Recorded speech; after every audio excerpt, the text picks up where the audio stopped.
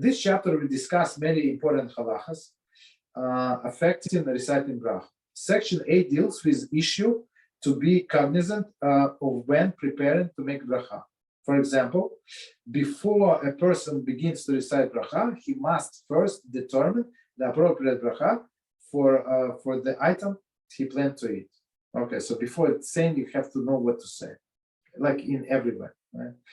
In section B, we discuss the requirement of grasping the item while making bracha. So it has to be in your hand. Right?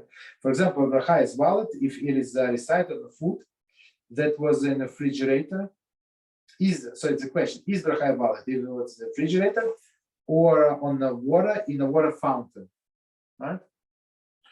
And C.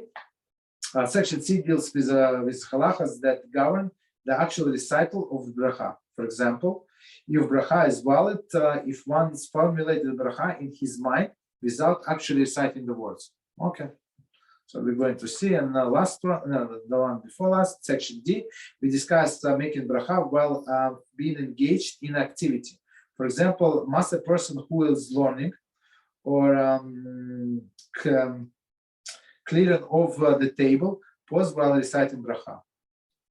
Okay, and the section E, we discuss the requirement to eat from the food upon which bracha was made. For example, one makes bracha on an apple, and before eating from it, find another one which looks more appetizing. May he switch it from another apple or not. So that's Be'Ezrat Hashem. I'll plan to learn next Friday afternoon.